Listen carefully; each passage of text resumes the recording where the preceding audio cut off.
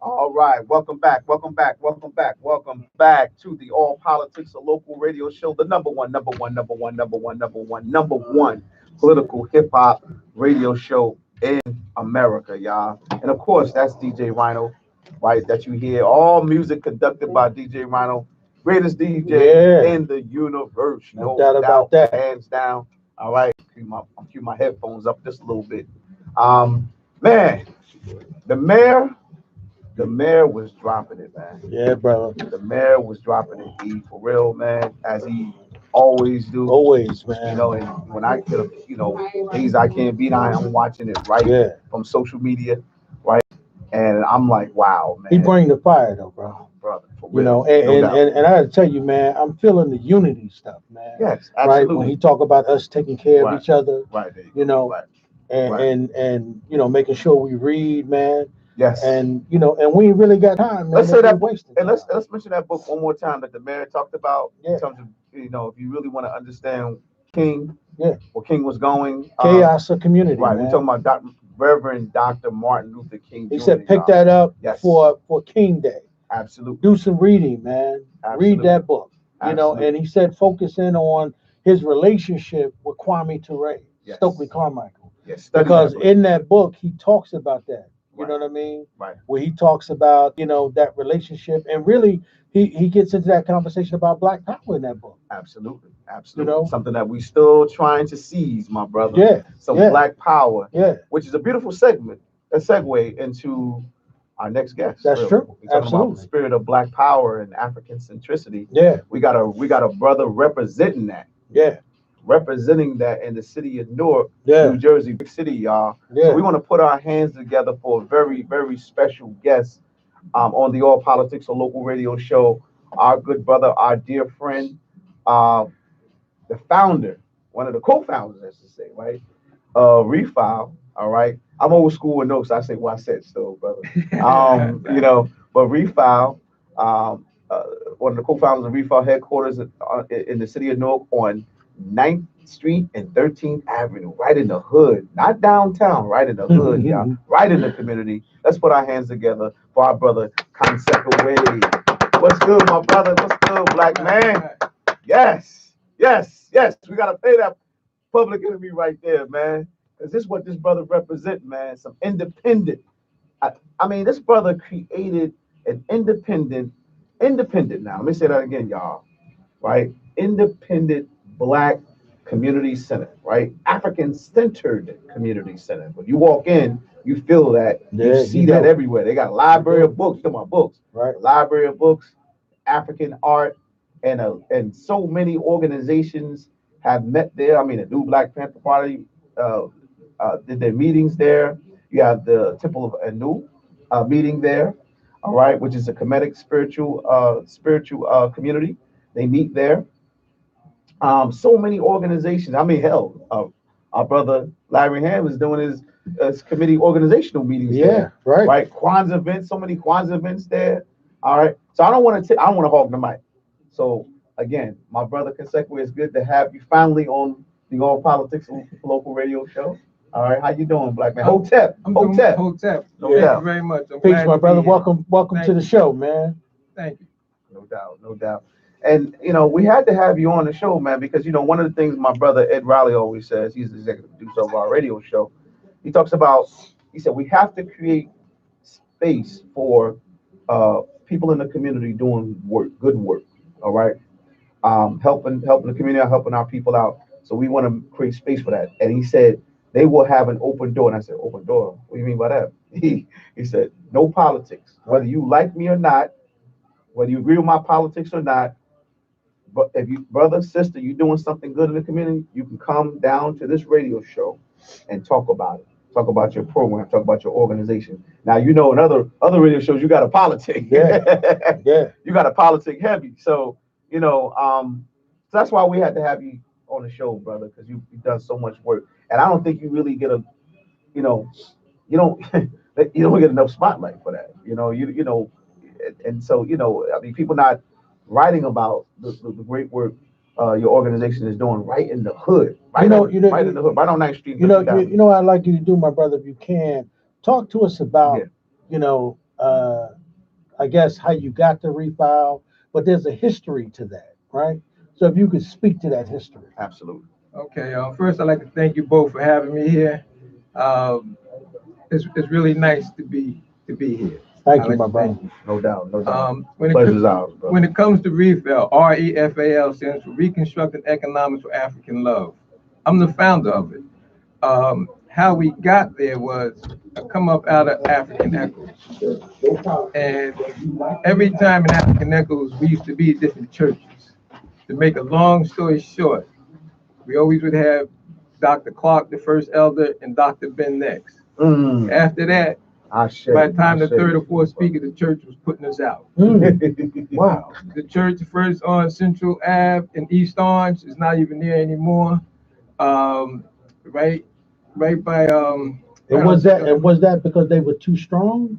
well, to be honest with you, I understand when Brother Bashir says I don't get the light that more people get, because one thing is that once you start really talking about the truth of our history and our culture and everything else, other people who look like us, believe me, I always say this: we've been brainwashed, bamboozled, lied to. Nobody has ever told us the truth. So once you bring it, I don't care how good it may be and how truthful it is, our people, in a sense, are fearful and scared. Mm. So, and the way I look at it now, I was even listening to your last conversation. I have a whole different take on a lot of things. Because what happens is most of our people have no idea. I said this at our Kwanzaa, is that 90% of what you read in high school, college, and the universities, the 95% is all fiction. That's right.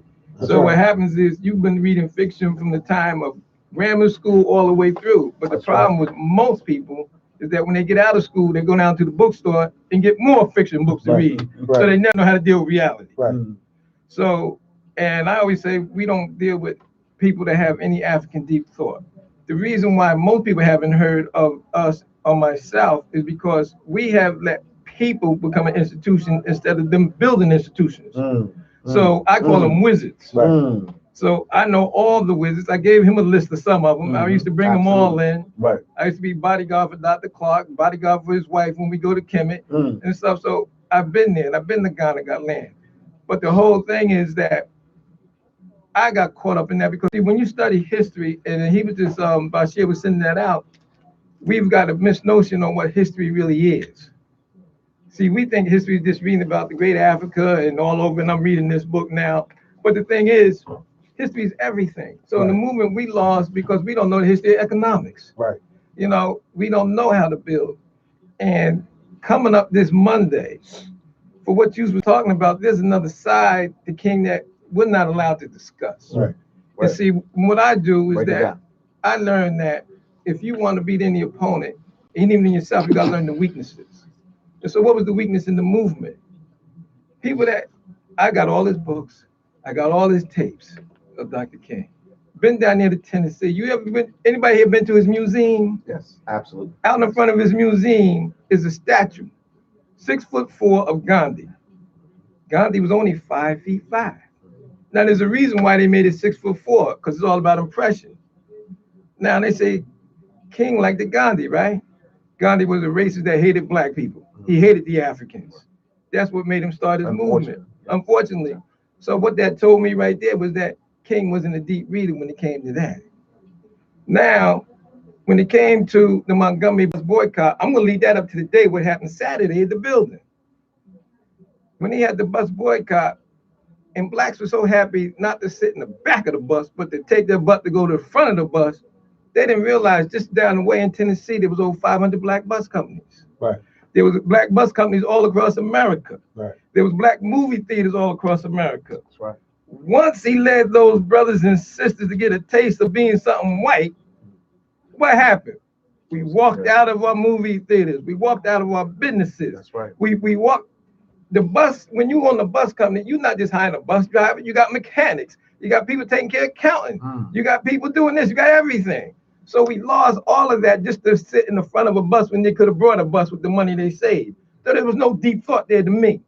So when you take that now to the day, we own our building 100% outright when we brought it. In fact, we brought up that whole corner block. But let me just stop you before Yeah. you go there. But that's exactly what Farrakhan was saying when he said that. Remember, he was on that thing with Tavis Smiley, and he said Dr. King said, "I feared Steal that the we've black. entered into a burning building." Right. When he was saying that, yeah, what you just said, because I've heard Dr. Anderson say the same thing, that he said that his family owned a black bus company. And so you're right. I mean, black folk bypass those companies just so that they can ride in the white folks' buses and ride in the front. Right. So even though he said that too late. It's afterthought now, because now we're suffering the consequences. Right. Because now we haven't learned how to organize without a so-called charismatic leader who is the institution. And want me to explain how that affecting us right now today? This is the best of the black people I know here in Newark in this area. Y'all was at the building last week when the brother Ham was up there. Absolutely. Right. Now, I don't know if you want to talk about what happened. What happened though? No, go ahead, bro. No, Yeah. no, What we don't happened want was- to talk about his Yeah, the yeah, personal yeah, event. yeah. But With what his happened health. We don't was want to talk about that. Right. after that happened, Yes, sir. what was the aftermath? What happened in the building? This is a black institution, the only sacred one basically around that's independent like this. What happened? Do y'all know? The brothers and sisters, I want you to read this too, right here. Both of you read that. Okay. There was over 180 people in the building in that one room. It was 180. I thought they said it was 80 people. No, over 180 they counted. Okay. After that, and see what happened was, it got a little too hot up in there. Right. The heat was on, it shouldn't have been on, not with all them people. Right. Right. So now after that, It was hot up in there. Bro. right. After that happened, 90 to 95, 98% of the brothers and sisters left. 70 to 80% of the whites stayed in there organizing. Now hold it now. Actually, I was, yeah, I saw it. Yeah. And I told that to one other person, Right. and he said, no. I said, no, I got this text from a white woman by the time I got to the house late that night. What she said. She sent you that? She sent me that. Wow. Now, you tell me, Larry Ham, a black African man running for Senate. Something happens, the black Africans all run home, and the white man stay in the black institution by themselves almost, doing the work for Larry. I think the person I saw black there was Salima Hadi.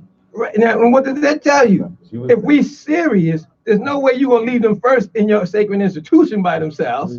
And then if we serious, well, we need to learn what they saying and doing. They sitting in there like they running REFAL. Yeah. And all the brothers and sisters outside in the car, talking and talk, whatever they talk, leaving him and think I'm going home. No, it's not over. You just starting. You're supposed to be there, what? To help Larry with the movement to do what you got to do. Am I right or wrong? No, you're right about So that showed me the same thing for the Montgomery bus boycott. You leave your own, you let other people think and do everything for you. But I think that comes down to what you just said before, though. We want charismatic leadership, right? Right. So when Larry was not there was no one to assume that, right? And that's what Bashir was talking about. Right. That there needs to be someone who take over that leadership and say, rather he is here or not, here's what we've got to do. We've got to be about the business organizing, be about the business of raising this money, be about the business of organizing the votes, be about the business of getting these petitions signed. But we've got nobody in that position as of yet that I know of. They don't have to have anybody in that position. That's what thinking Africans to put themselves in that position wherever you are. You have to learn to step up. We're not talking about like these children here that may be in college. We're talking about grown men and women, 40, 50, 60 years old. Hold it, if you don't know this by now, hold it, when you going to learn this? Because that means they're still looking for a charismatic leader. No, look in the mirror and lead yourself. And just follow common sense. See, I don't put that on other people. I put the most pressure first on myself to do, and then it's other people to step up to do.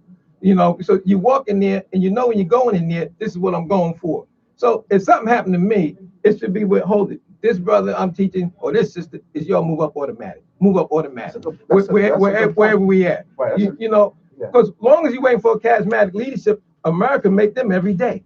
That's who they promote, the charismatic leadership, because they know that they ain't got nothing but some good talk, but they ain't gonna lead to nothing. I gotta be honest. I mean, for real, that's a good point. I mean, brother, Ian, now we talk about that all the time, right? That's a large conversation because we're in it. Mm-hmm. Yeah, man. You know, about this charismatic leadership. Yeah, brother. Well, And you know, we're gonna have that conversation, B, and we're gonna have to have it as a community. Absolutely. I don't know if we want to have it on the radio today, Right, but right. we're gonna have to have it privately before we go public. Yes, You know what I mean? right. The problems with charismatic leadership, no Right. doubt, no doubt, in terms of our community. But before you start, brother, because we have mentioned African Echoes, folks don't, we have a large listenership, so there are people chiming in all over who may not know actually African Echoes. All right, because you said you came out of African Echoes. Let's go back to African Echoes. African Echoes was an organization that was in the community that provided free uh, forums, right? Okay. No, as African Echoes, we didn't provide free forms. We used to provide forms, but there was always a charge for the form. Okay. And so that's how we used to actually be able to pay Dr. Ben. Maybe because I was in college, I gotta. I used to go to Africa. That's what I'm saying. And they didn't charge we don't charge younger people. Right. That's what. Yeah, yes, that's what it was. And if you don't have clarify that. Yeah, and if you don't have it, we never turn nobody away. Absolutely. That's beautiful, brother. Right. Y'all let the students come in for free to get I was some one of wisdom. those students, right? Yeah. But African Echoes was a strong institution in our community because of those you had master teachers like Dr. Clark and Dr. Ben come to Newark, I mean, so many brothers and sisters, but I'm just I mean, you mentioned Dr. Clark and Dr. Ben, those brothers. I mean, when you used to, I mean, the the people would just be there in numbers. You know what I'm saying? And so I just wanted you to kind of talk about that a little bit. African Echoes.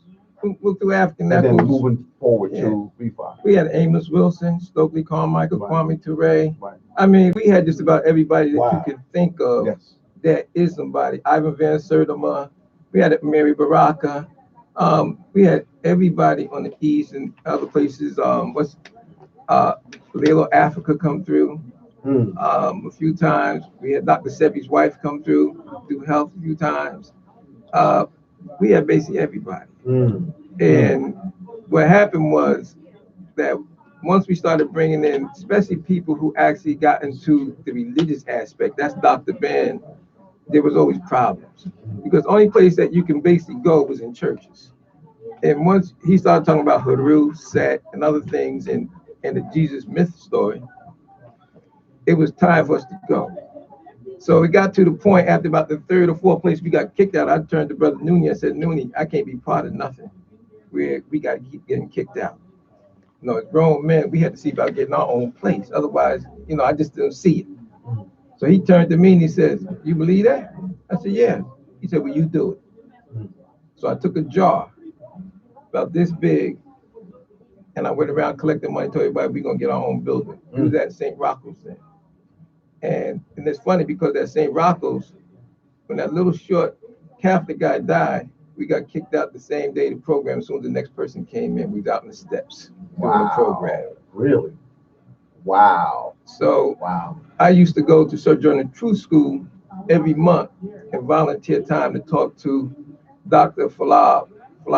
She was a teacher and talk to her children every month about our African history and culture. I should just go up there. So when we got kicked out, I called her and she said her father was a minister in East Orange at the Church of Illumination. You can come in there. So we went in there, still collecting money. First, I put it in the bookstore, the black bookstore that used to be on South Mon. Right there. We kept collecting. Wow. But when we got opened up there at Church of Illumination, we had Dr. Clark. Church was packed. The next week we had Dr. Ben. Church was super packed. They called me in their office that next day. Kyle, you got to pay more money. Well, why we got to pay more money? Because you're drawing too many people. All these people, we see that. You got to pay more money. I said, that's only the top 2 people. Everybody don't draw like that. Didn't matter. Had to pay more money. So then after that, next summer came, called me in office again, got to pay more money. So I asked them. We was there for about, I think, 4 or 5 years. I asked them, well, what can we do to stop having to pay this money? What do you need?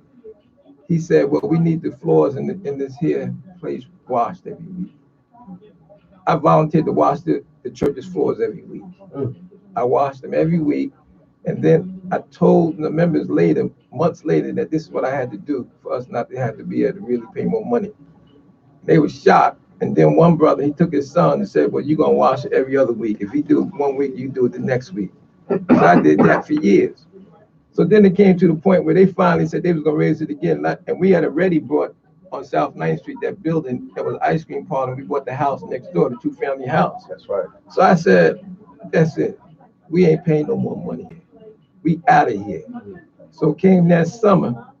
What we did, we went to what you know is Wasat.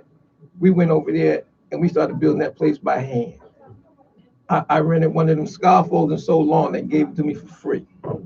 But that's when Elder Amini from us, we used to do sheet rock and do everything that we can do except, you know, the electrical and the plumbing. We had to hire somebody. So we built the first part of that building by ourselves. And we had Dr. Ben as our first person to speak. Then after a few more years, and people don't realize, the only reason why people knew about African Echoes was because of REFAL. When I started REFAL January 2nd, 1991, I told the members that it wasn't important for people to know us, but we're going to make African Echoes a household name. So we would go all over giving out flyers. My man, we'd be out there. So nobody knew us. They just knew that we were pushing African Echo because it didn't really matter. Right. Absolutely. And so African Echoes was made big. It was big. Big, It was big in the streets. Right. So once we got the building name Wasat, that was good, but a mistake. Because Wasat Community University is talking about like the oldest thing in Kemet. But what happens is names take a life of their own. And I had to talk with your brother from the New Black Panther Party when he had his store over there on Orange. Right. Yeah. And I asked, what did he name his store? Because he asked me this 2 years ago at a Kwanzaa. Why did I do it? So I asked him at this Kwanzaa, I said, when you had your store, what did you name it? The New Black Panther Party. And the reason why is because people loved Wasat, but didn't know who the hell REFAL was and didn't think nothing about it. So I said, when you go to most places, the name of the company is right on the building. Right. Well, I said, well, when we had that big breakup, then what happened is we changed that. We put our name up on the building, the rightful owners of it. Wow. Oh, so that's how the name came about. That's how the name came about. Okay. Right. And what happens is, as opposed to Wasat Community. Right.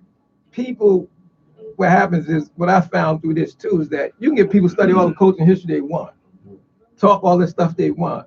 But as soon as we have a slight disagreement, the Mayat and all that stuff was out the window. We had one of the largest groups here in Newark. The people was to know and actually see the names I got on the book. But what happens is, most of the times we go by emotional. I know Bashir before I know you, so I'm going to trust his word, even though he might not be telling the truth. Right. Instead of going by what's the truth, what's the facts. So that would be a story for another day if you want to find out what happened between us and African Echoes. That would be very interesting. Yeah. Who they called on me to do what they wanted to do. A lot of folks are still asking that question. Well, those questions. Most of the people that ask those questions never, mark my word, never come and ask me directly. I haven't found a man or a woman to come and ask me, even the old members ask me directly what happened, what's my side. There's always another side to the story, and it's the truth. And there was a lot of people sitting around the room when it came out. Brother Zaid was there. So you can always ask him. So what happens is I found most people who talk the talk and not walking the walk. And see, the problem that most people have with me is that I'm going to tell you the truth, and I'm going to say it like it is, but we can go on. And so, you know, I mean, you know, no. I mean, we need to have you come back and give that history book right now. We have REFAL. Yeah. We have moved, right? We evolved from, from African Echoes to REFAL, which is, and REFAL is a very important institute because, again, it's the only independent community center in the city of Newark, because Sister Frederica Bay's community center is gone now. Yeah. That's all we have left. We don't have anything else left, not that I know of in the city of Newark. Well, I'll say this. I just know that it's the only, what I always say, the African Center Community Center, period. Yes. Even when she was around. You know, and definitely African Center. Yeah, you're right about that. You know, a lot of people, when they're teaching our children this and that, they're not really teaching them African Center history and culture and knowledge. They're really just teaching them to be nice, good Black Americans. You know, or they're putting a religious thing to it. But unless you go back to the source, we're never gonna get back where we need to be. In fact, REFAL is one of the few African-centered community centers in the country. Yeah. One of the few. People that been Right. around the country that came to Right. our building say it's the best looking building period Right. that black people own. You know, my brother, we're gonna have you come back because I want to get into a conversation with you based around this African-centered culture, right? Because all of these young brothers and sisters you see in here Right. are from African countries. Right. And we were having a conversation before you got here about on one end of the spectrum, you had Mayor Baraka in Ghana talking about how do we partner with them to do trade, to do banking in order to do those things. On the other end, you had Rick Ross performing a song called Chopper in My Car Right. and calling, Which is a you very know, violent song. calling Talking women about out there in the N word and all of Right.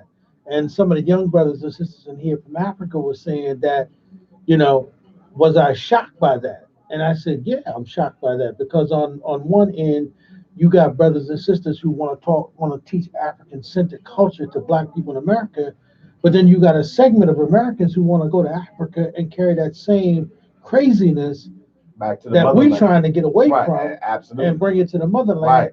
And them We kids were in hoping that Africa we got a safe is into place it. away Right. from that. Well, you got to remember the brother you talking about and other ones, they're all promoted by the Europeans. And so just like with those being promoted by Europeans, all right, they got a movie coming out, right? With the sister who did the straightening comb. Mary C. Walker, right? Madam Walker. Right. Now a lot of people don't know that was one of the worst inventions ever happened for black people. Oh yeah, of course. But the thing is, they're gonna make that movie seem like she's one of the greatest philanthropists for black people. But now look at what she did. See, when you have vision, I don't care who we talking about, you can't look at the day. You gotta look at 100 years, 150 years from now. If I keep doing this, where will I be? You look at the day what she did to happen to the sisters. Now they all got yellow hair, green hair, blonde hair, what, anything but their own hair.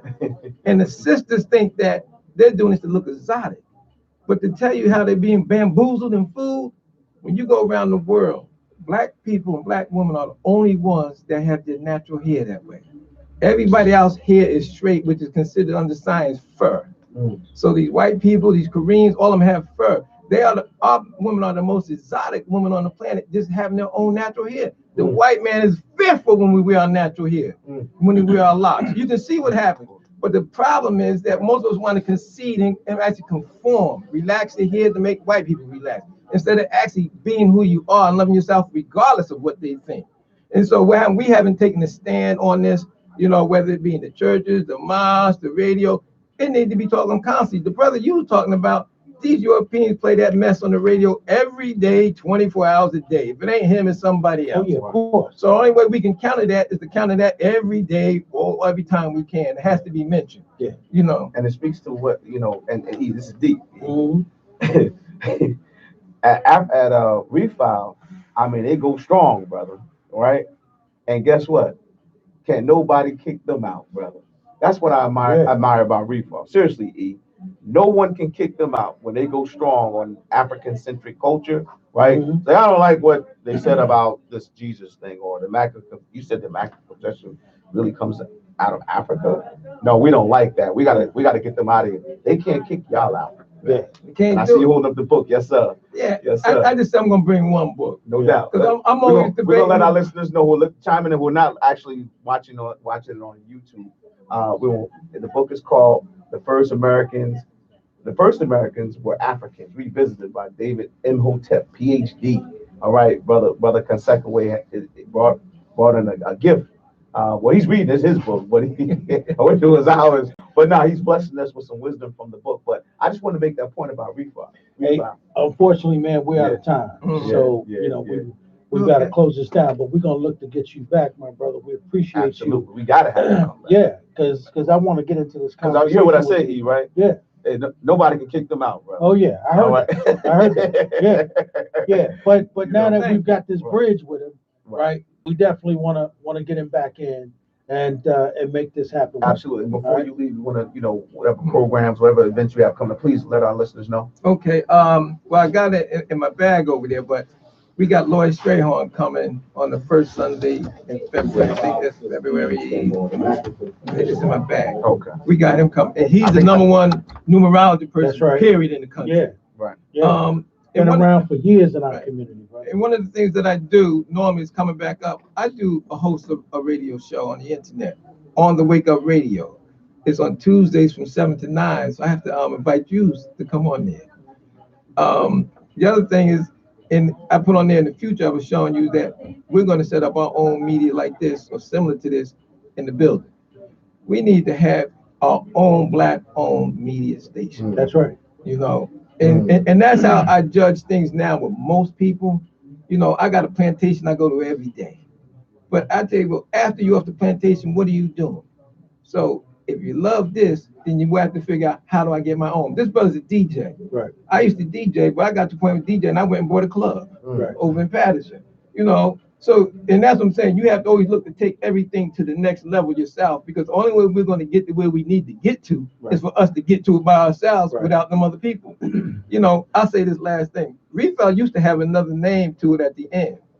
But like Raz was talking about, the Mayor Raz, about the bank, once I let them know what that last name L stood for, they walk us out the door. Right on the day of signing for the check. Right. The brother that actually was trying to help us in the bank was almost in tears.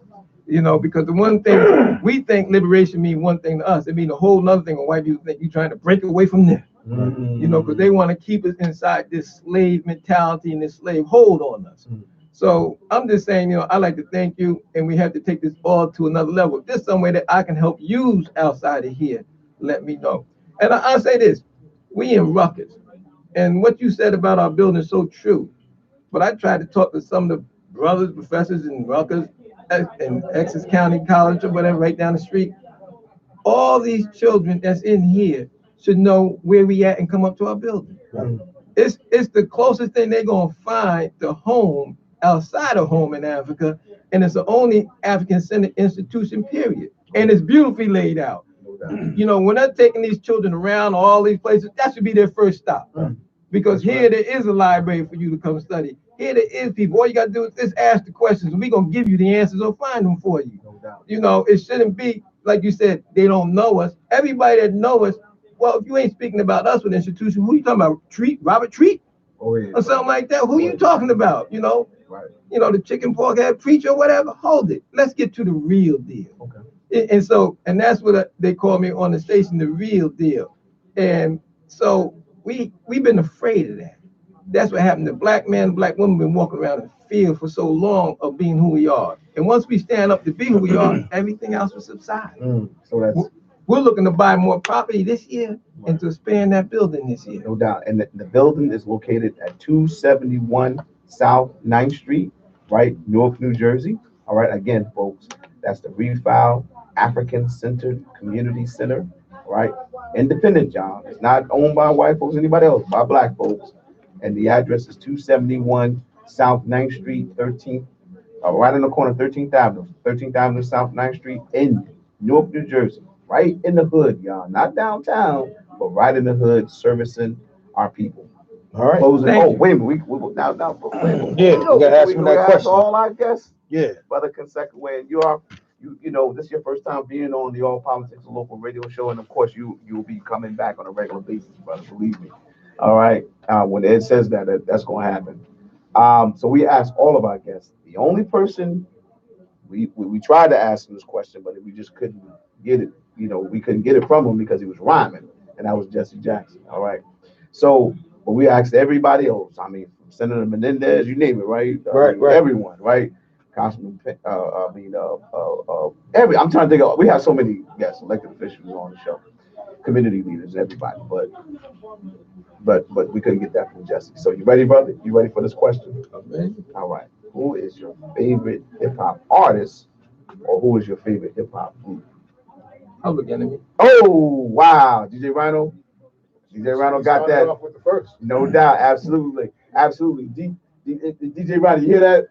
Public Enemy. Professor Griff stayed at my house when we brought him up. Wow. That's dope. So- That's dope. Well, brother Consequent, I want to thank you so much for being our guest.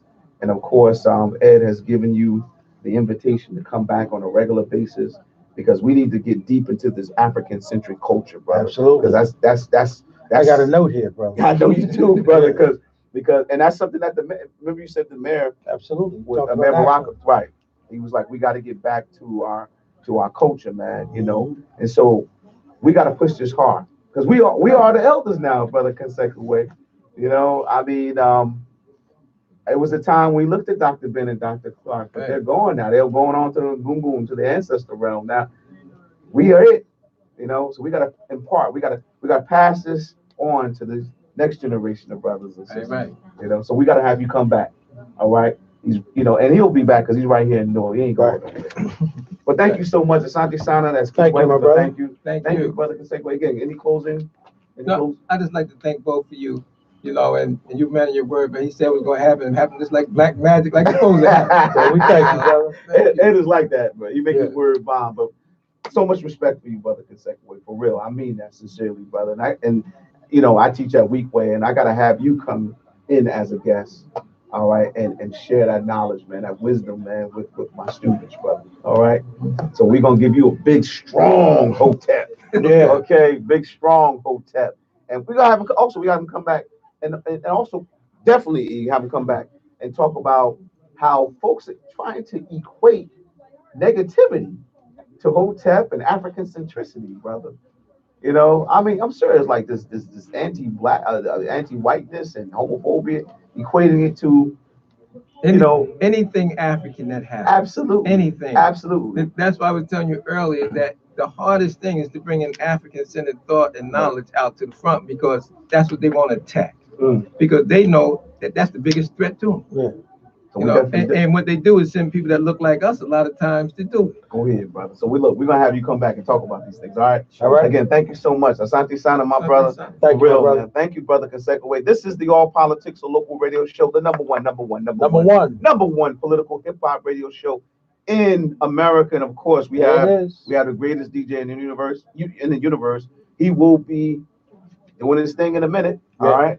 And We got one more guest we got coming one up. more guest So we got to coming get up. him on. No doubt, no doubt. So we'll be back. We're taking a short break. Yes, we are. All right, Let's we're take a break. All right, we're taking a short break, y'all. DJ Rhino, you gonna take it away, baby? That's what's up. He said, no doubt, no doubt. Again, this is the All Politics Local Radio Show, and all the music you hear is directed by our brother DJ Rhino. All right, baby, take it away. No, you turned him on.